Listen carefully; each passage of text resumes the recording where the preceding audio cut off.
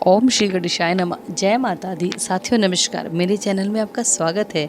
साथियों, हमने इस चैनल में और भी टॉपिक के साथ साथ भगवत गीता का भी पाठ शुरू कर रखा है। भगवत गीता एक धार्मिक ग्रंथ है साथियों, जिसमें 18 अध्याय और 700 श्लोक हैं। इस ग्रंथ में हमारे हर सवालों के जवाब मिल जाते हैं। इस ग्रंथ को पढ़ने से मन में शांति मिलती है और हमें हर परेशानी का समाधान मिलता है। इससे हमारे जीवन के भोग और मोक्ष दोनों ही सुलभ हो जाते हैं साथियों। हमारे दुखों का नाश होता है। अब हम श्लोक 36 से शुरू करने जा रहे हैं। यदि हम ऐसे आतताइयों का वध करते हैं तो हम पर पाप चढ़ेगा। अतः यह उचित नहीं होगा कि हम धृतराष्ट्र के पुत्रों तथा उनके मित्रों का वध करें। हे लक्ष्मीपति कृष्ण, इससे हमें क्या लाभ होगा और अपने ही कुटुंबियों को मार कर हम किस प्रकार सुखी हो सकते हैं। इसका तात्पर्य यह है, इस श्लोक का तात्पर्य यह है, वैदिक आदेशानुसार आतताई 6 प्रकार के होते हैं।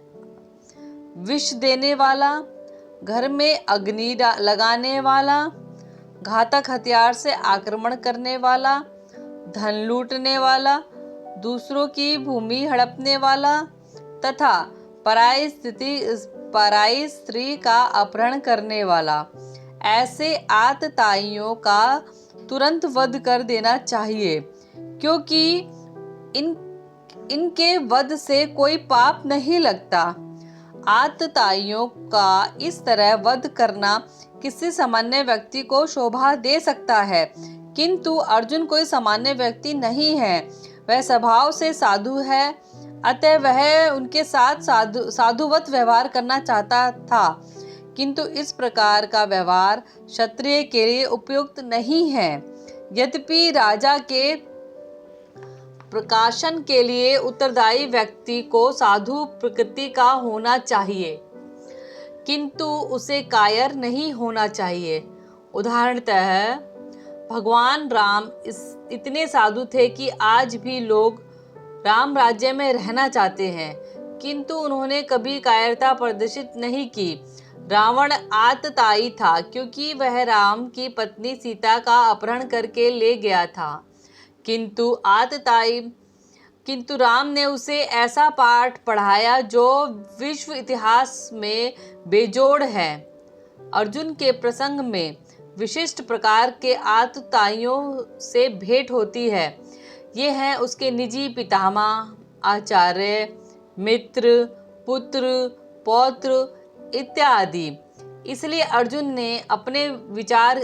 ने विचार किया कि उसके प्रति वह सामान्य आतताइयों जैसा कटु व्यवहार ना करे। इसके अतिरिक्त साधु पुरुषों को तो क्षमा करने की सलाह भी दी जाती है। साधु पुरुषों के लिए ऐसे आदेश किसी राजनीति आपातकाल से अधिक महत्व रखते हैं। इसलिए अर्जुन ने विचार किया कि राजनीतिक कारणों से स्वजनों का वध करने की अपेक्षा धर्म तथा सदाचार की दृष्टि से उन्हें क्षमा कर देना श्रेयस्कर होगा। अतः क्षणिक शारीरिक सुख के लिए हम इस तरह वध करना लाभदायक नहीं होगा।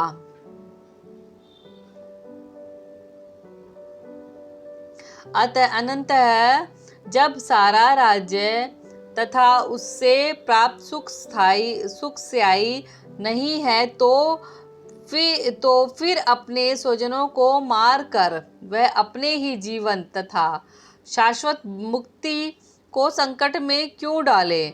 अर्जुन द्वारा कृष्ण को माधव अथवा लक्ष्मीपति के रूप में संबोधित करना ही सार्थक है। वह लक्ष्मीपति कृष्ण को यह बताना चाह रहा था कि वे उसे ऐसा करने के लिए प्रेरित ना करें जिससे अनिष्ट हो, किंतु कृष्ण कभी भी किसी का अनिष्ट नहीं चाहते। भक्तों का तो कदापि नहीं। यहाँ पर श्लोक हमारा 36वां समाप्त हुआ। अब हम 37 और 38 पढ़ेंगे। हे जनार्दन, यद्यपि लोभ से अभिभूत चित्त वाले ये लोग अपने परिवारों को मारने या अपने मित्रों से द्रोह करने में कोई दोष नहीं देखते, किंतु हम लोग जो परिवार के विनिष्ट करने में अपराध देख सकते हैं, ऐसे पाप कर्मों में क्यों प्रवृत्त हो। ये अर्जुन जी कृष्ण जी से बातें पूछ रहे हैं। तात्पर्य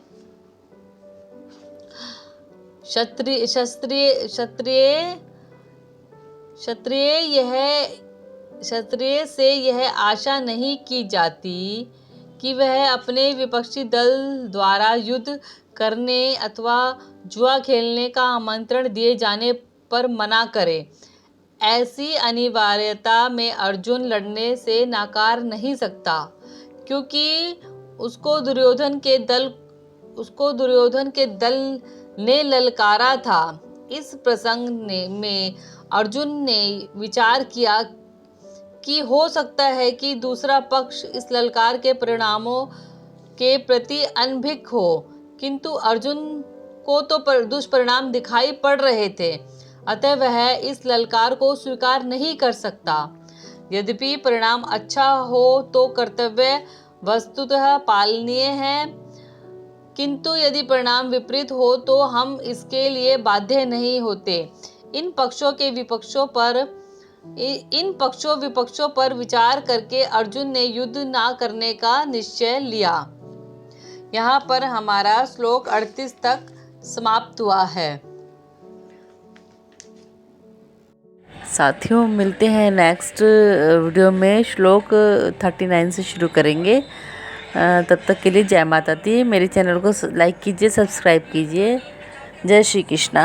ओम भूर्भुवः स्वः।